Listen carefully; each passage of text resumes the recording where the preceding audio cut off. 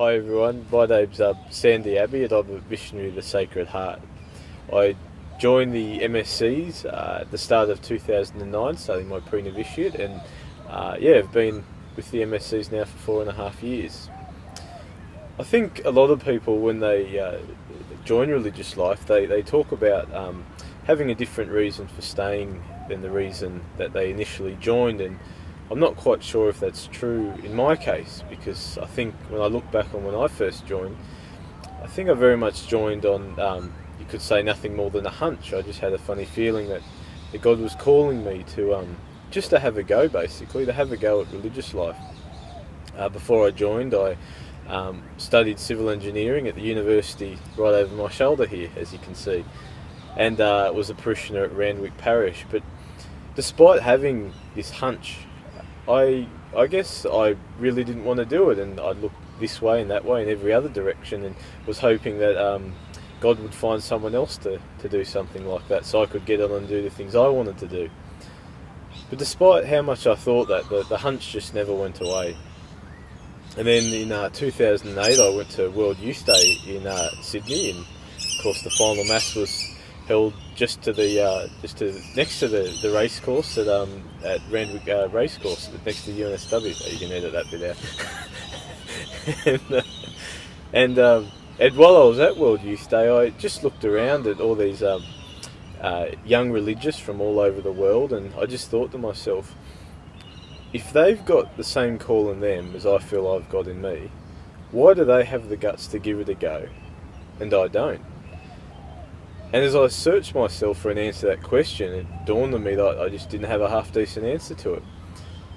Now, I guess that's probably the point when my entire outlook on what a vocation was changed, and rather than ducking and weaving and avoiding God, or God's call at least, to a vocation, for me, I suddenly had a greater fear of looking back in 20 years' time, always wondering, what if I'd given it a go? And that was a greater fear to me than, I guess, the fear of crashing and burning and failing within the first 2 weeks, as I was half expecting myself to, but obviously that didn't happen because I'm still here. So I guess, the reason why I joined religious life hasn't changed, but how I would describe it is I've learnt to articulate that initial hunch I had much better. And I think the reason why I'm at MSC I would describe as a call to authenticity, that is, a call to be the true person that God created me to be on this world. And I see that as an MSC, as someone who's on mission with others to proclaim a God of love, compassion and forgiveness in both the ordinary and extraordinary moments of every day. Now, I'm one that certainly believes that the MSC certainly don't have a monopoly on a mission to proclaim God's love and forgiveness. That's certainly something which all Christians are called to do. But I think one of the great gifts of being an MSC is that we're given an incredible availability to be with others and towards others throughout the world in all the circumstances of life which they face. And what gives me incredible encouragement is that when I look at all the other young guys that are in formation to be MSCs, the interests of ministry which we have are quite diverse and very interesting. And yet despite that diversity, there is a common mission which provides the common thread within our lives, and for me it's that common mission which forms the foundation of the brotherhood which we all share.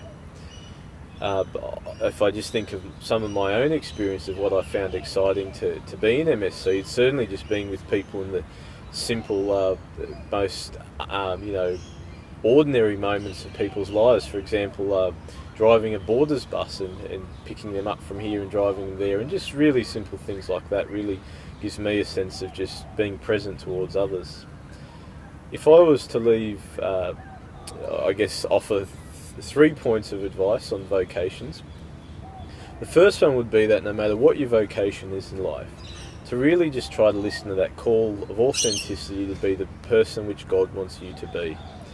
Because I know certainly when we do try to be our true selves, that's when we really do discover the true face of God. Secondly, if you've ever thought of having a vocation, I just encourage you to have a go, because you'll never know if you never go. And finally, people in religious life or in the priesthood, they don't just grow in a magic garden somewhere, but they come from ordinary parishes, ordinary communities, ordinary families. And it's those ordinary communities and families which give the initial encouragement and affirmation for people to pursue a religious vocation. So if you know of anyone who's considering a religious vocation, just to encourage them, go, hey, I think you might have something there, why don't you give it a go?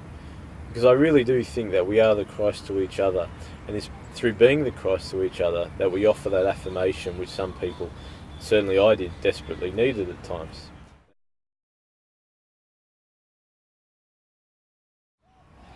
Well, went to 4 schools, 2 primary schools and 2 high schools, and they're all Marist Brothers schools. And so I'm often accused of having a dual charism, because I have a lot of time for the Marist Brothers. And I think the influence of the Marist Brothers at schools were a very strong influence on me, and that's certainly becoming more and more evident the more I discern a call to a vocation in education and teaching in our colleges. And yeah, I really look at those brothers who were just, some taught, some coached footy teams, some were just a quiet presence around the school, but for me they were a really good witness of just being a warm presence of God's love within a school community. And so I think in many ways I'd probably model my own vocation on the example of those Marist brothers who taught me. Is there anyone in particular?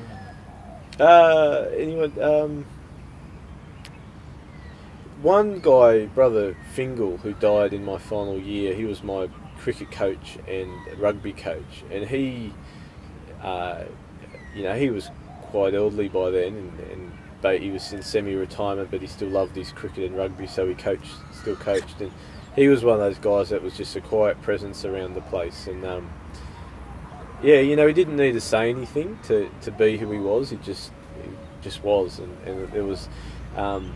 Whether you were a quite strong practicing Catholic like myself or someone who perhaps wasn't so much, everyone seemed to pick up that he had something which we all really valued, and it was a good inspiration. What about family? How does your family? Yeah, well, I come from a family of quite a number of people who've at least had a go at religious life. I've got a distant cousin who's an Ulsh nun. I've got a great uncle who's a Jesuit brother, and a couple of other people who've had a go over the years. And so I think my family's probably had a certain familiarity with religious life. So when I joined, it wasn't so much of I guess it was learning a little bit more to an extent, but at least we'd had some experience of it. I think when I first told my parents, I told them I wanted to become a priest back when I was about 19 or 20, and they gave me some very good advice, which was, "Oh, that's nice, Sandy, finish your degree first," which I thought was very good advice, because it gave, which I'm really grateful for, because I worked for a year after uni, and I think that just that 12, even though it was only 12 months, it gave me a great bit of life experience on, paying bills and cooking and all those things which might seem like small things, but I think sometimes if you go straight into religious life, you miss those ordinary experiences that the people you're supposed to be with, it's just part of their lives. And I think so I learned some very important lessons with that. When I finally did join, Mum and Dad were quite happy. My brothers and sisters were, I guess they were supportive. They were, supportive in a way that I'd say that, it doesn't matter what any of us do in my family, as long as we're happy. That's the most important thing, that both Mum and Dad and my brothers and sisters, towards each of us, what we consider important.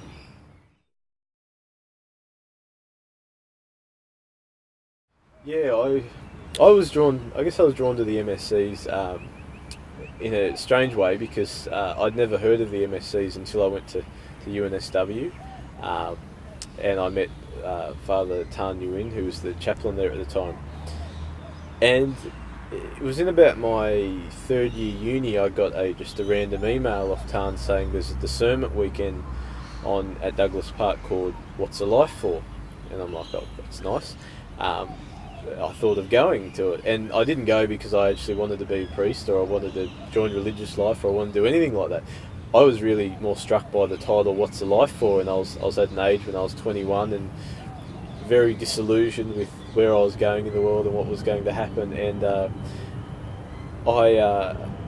was just desperate to find out an answer to that question: what's a life for? And when I went to Douglas Park, where the retreat was held, I met another MSc called Chris McPhee, who's been, I'd say, quite influential in a number of us guys who have joined the MSCs and helping us discern our vocation. And while I was there, I went up onto the top of a hill, which at Douglas Park, and just sat there, and I thought to myself, not what's the kind of God which I want to proclaim to the world, but a much more personal question, which was, what kind of God I need to hear from at the moment and is trying to speak to me. And the three words that I wrote down on reflecting on top of this hill were the words love, compassion and forgiveness. And they were the three words which I felt I needed to hear from God at the time. And I went down and was talking to Chris McPhee about this afterwards, and I was sharing this with him, that I felt a strong call to feel the presence of a God of love, compassion and forgiveness. And the next thing you know, he hands me this, I guess you'd call it a flyer, which said, "We're the missionaries of the Sacred Heart. We're a group of priests and brothers who believe in a God of love, compassion and forgiveness." And call it a coincidence or fate or whatever you want to call it, but it really struck me that the three words I came up with in my own prayer were the same three words which the MSCs in this flyer had chosen to, I guess, express the image of God which they felt was important to proclaim to the world. And so from that point on, I guess I just got to know the MSCs a little bit more and started to realise that, this is a pretty good mob to belong to. Still took me 2.5 years to work up the guts to apply after that, mind you. But yeah, I guess it was a slow process of just getting to know them a little bit more and more, and discovering that what they valued and the kind of God they felt needed to be proclaimed to the world was the same God which I wanted to experience myself to be able to share with others, and so I guess you'd say it was a good fit. Yeah.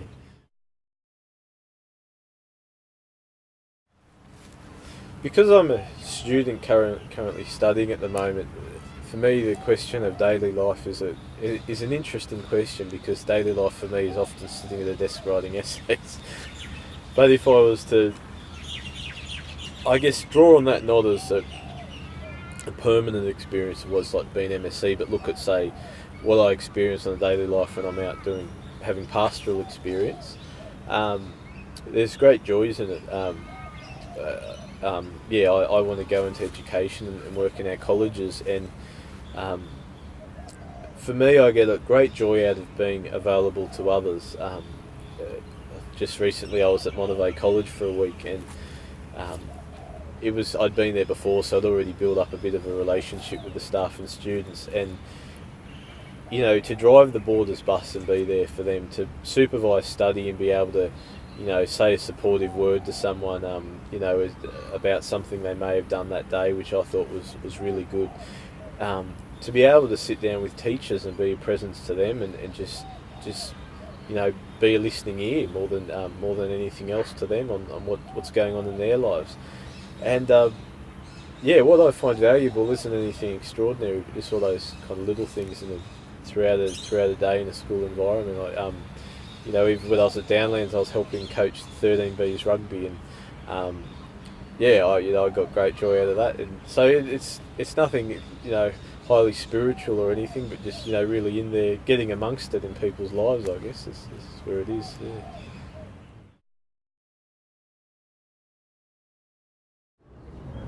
When I consider the challenges of being in religious life, I think the one which is most obvious to me at the moment, given the climate, is probably the sexual abuse scandal within the church, and how that, I guess, affects the reputation of priests and religious throughout Australia and throughout the world. And I know as students we often talk about it, and you know, there's a real sense of having quite a broken heart about the scandals and the betrayal and the pain that's been inflicted on victims. And I guess that can really affect maybe the pride or the you know, the rich experience and joy which we do feel at religious, that we're not sometimes not that willing to say meet a stranger and, you know, disclose who we are or what we do out of fear of the, I guess, the reputation that surrounds it. And that's certainly a big challenge for me, I know, at the present climate. Yeah, it's good.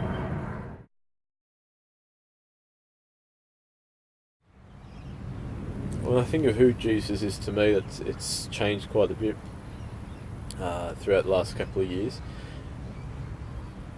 I see Jesus as, I guess, my inspiration, my model, my example, but not in some way of reading a book about someone and going, oh, I'd like to model myself on that person, but of having that personal encounter and relationship of which that drive and model comes out of, and to see Jesus as both fully human and fully divine in a way where, you know, I really appreciate the humanity of Jesus. That, you know, when I read gospel passages and see that Jesus struggled with things, it gives me great encouragement, because I think, you know, if Jesus, I guess, had it all together and knew everything that was happening all the time, I don't know if I could really relate to that sort of Jesus as a model, but one who was fully obedient to the Father's will despite the human struggle which he went through. Just look at the Garden of Gethsemane, for example. For me, that gives me something really tangible that I can hold on to and grab and really relate to, and that despite this, you know, within that full humanity of Jesus just emerged just this abundance of love which flowed from God the Father, and for me that's something to get excited about.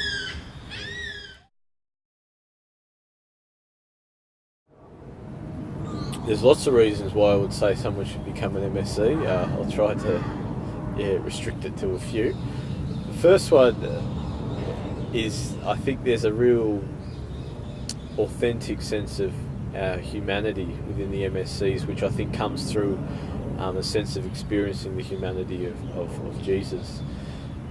For me, in our constitution, my favourite constitution is number 32, which talks about having a sense of humour. And I think that's, you know, it's just something small, but it's certainly something which I immensely value as an MSc.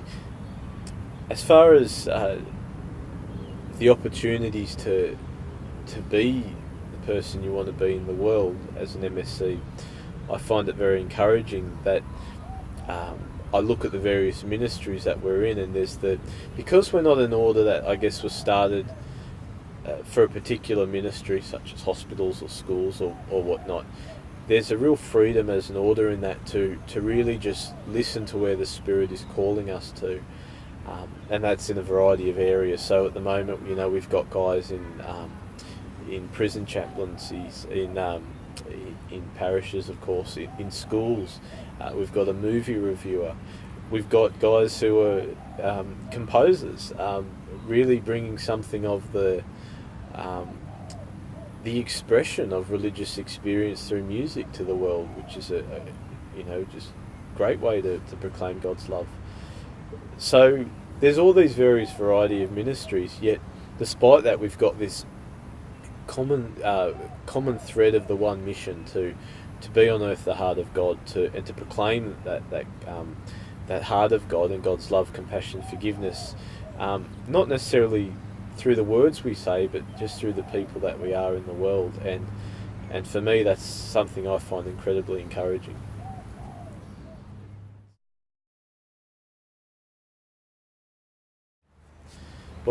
One of the great things which I've experienced as an MSc in recent years is is the opportunity to live in communities full of people from very diverse backgrounds, both within Australia and overseas.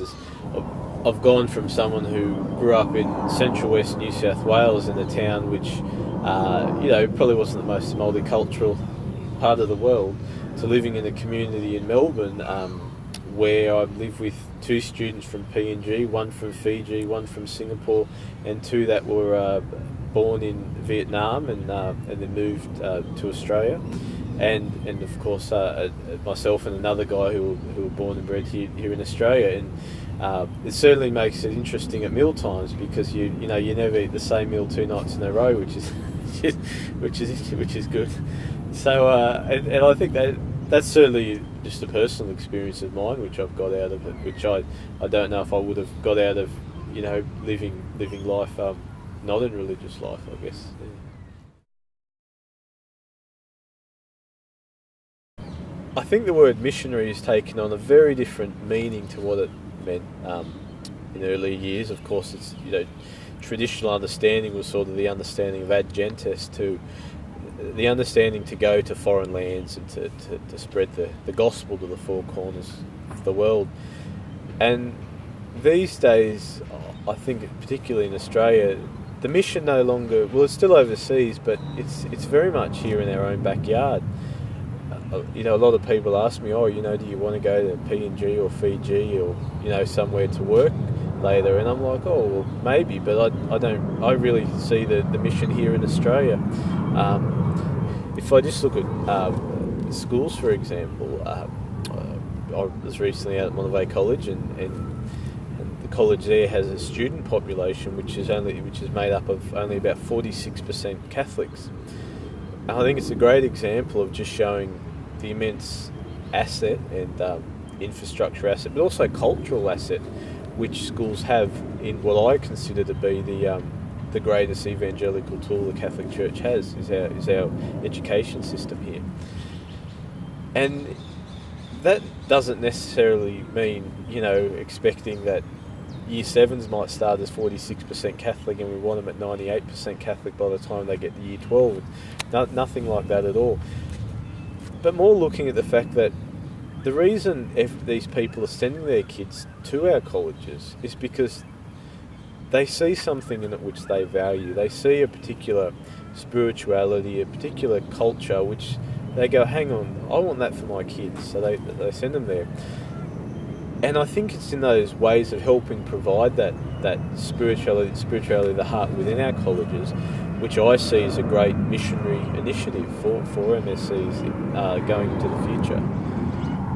So if I look at what it means to be a missionary these days, it's certainly very different to what it's certainly been perceived. It's no longer going out and baptising every Tom, Dick and Harry, but it's about just being the Christ presence to others who, in our world today, there's a lot of people that have never experienced that sense of deep spirituality or religion, and I might be the first person they meet that's really experienced that before, and so I'm, for all of us who are in that position, we're the gospel to those people.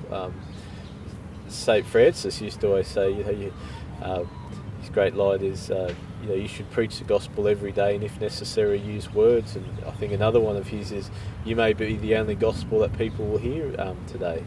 And I think that sense of mission is so relevant to our world today, and certainly to us as missionaries of the Sacred Heart.